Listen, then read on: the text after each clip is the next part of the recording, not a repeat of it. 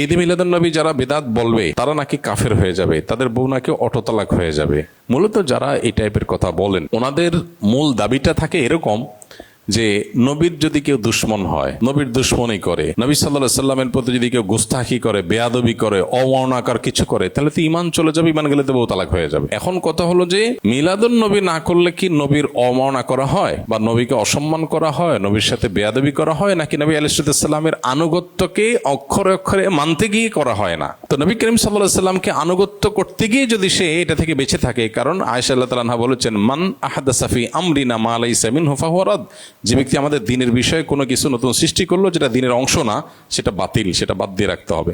তো সেজন্য যদি কেউ জন্মদিবস পালনের খ্রিস্টীয় কালচারকে যদি কেউ অ্যাভয়েড করে, যে নবীজি নিজেও করেন নাই, সাহাবীরাও করেন নাই, খোলাফা রাশেদাও করেন নাই, সেটা আমি কেন করতে যাব, এই জায়গা থেকে কেউ যদি বিরত থাকে, সে বরং সাচ্চা মুসলমান হওয়ার দলিল হবে।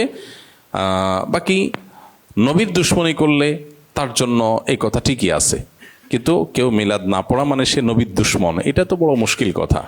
এখন ব্যাপারটা কেমন হয়ে গেল, একটা উদাহরণ দিই ছোট করে। ধরেন আমি আপনাকে বললাম যে আপনি যদি ভালো মানুষ হয়ে থাকেন তাহলে আমাকে একটা চা খাওয়ান। একটা উদাহরণ জাস্ট বোঝার জন্য। আপনি চাটা খাওয়ালেন না, না ভাই আমি আপনার চা খাওয়ান, তাহলে আপনি তো খারাপ মানুষ। আমি একটা ক্রাইটেরিয়া সেট করলাম ভালো মন্দের, করে ওইটা দিয়ে আমি ভালো খারাপ সার্টিফিকেট দেওয়া শুরু করে দিলাম। কেমন হলো বিষয়টা? এখন আমি মিলাদুন নবী উদযাপন করি, বলি, করি, এটাকে ভালো মনে করি। এখন এইটা একটা আমার কাছে ক্রাইটেরিয়া, আমি এটা দিয়ে বললাম মিলাদুন নবী করেন, আপনি করেন না, নবীর দুশ্মন। তো ব্যাপারটা এরকম হয়ে গেল না? যেমন এই যে আমরা আমাদের দেশের স্বাধীনতার জন্য, আমাদের মাতৃভাষায় কথা বলার অধিকার এনে দেওয়ার জন্য যে মানুষগুলোর জীবন দিতে হয়েছে, আমরা তাদের প্রতি কৃতজ্ঞ না অকৃতজ্ঞ? কৃতজ্ঞ। মাল্লাম ইয়াশকুরিন নাস লাম ইয়াশকুরিল্লাহ। আল্লাহ শুকর আদায় না করলে, বান্দার শুকর আদায় না করলে আল্লাহ শুকরও আদায় হয় না। তো যাদের মাধ্যমে আমরা দেশ পেয়েছি, মায়ের ভাষায় কথা বলার অধিকার পেয়েছি, তাদের প্রতি জুলুম হয়েছে, আমরা অবশ্যই তাদের প্রতি কৃতজ্ঞতা আদায় করে আমরা তাদের জন্য মনের ভেতর থেকে দোয়া করি, আল্লাহ আপনি তাদেরকে মাগফিরাত দিয়ে জান্নাতের আলা মাকাম দান করেন।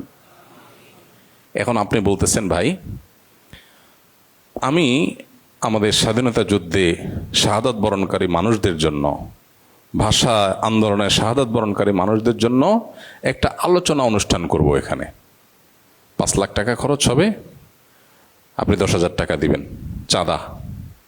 খরচ কোত্থেকে আসবে? খরচের জন্য দিবেন। আপনি দিলেন না। আমি বললাম আপনি স্বাধীনতা বিরোধী, আপনি দেশ বিরোধী, কারণ আপনি আমার চাঁদা দেন নাই। কিসের জন্য? স্বাধীনতা যুদ্ধে শাহাদাত বরণকারীদের প্রোগ্রামের জন্য। ভাই আপনি একটা ক্রাইটেরিয়া সেট করে যদি আমাকে বলেন যে ভাই আপনার ভিতরে দেশপ্রেম নাই, কেন? কারণ আপনি বেদিতে ফুল দিতে যান নাই। ভাই আপনি তো বেদিতে ফুল দিতে গেছেন, আমি তো দোয়া করছি, ফুল দিয়েছেন, যে এটা কি শহীদের কবরে গেছে? কিন্তু আমার দোয়াটা তো তার কাছে যাবে, তো কাজের কাজটা তো আমি করলাম। এখন আপনি আমার বলতেছেন ভাই দেশপ্রেম নাই, কেমন হলো জিনিসটা? ঠিক একইভাবে মিলাদুন নবী কেউ পালন করছেন নবী করিম সাল্লাল্লাহু আলাইহি ওয়াসাল্লামের মহব্বতে, আপনি করছেন, এখন বলতেছেন ভাই এইটা না করলে নবীর দুশ্মন। কেমন হয়ে গেল জিনিসটা? আপনি একটা ক্রাইটেরিয়া সেট করে ওইটা দিয়ে নবীর দুশ্মন সবাইকে মাফ করছেন, এটা সঠিক না। আল্লাহ আমাদের ভাইদেরকে বোঝার তৌফিক দান করুন।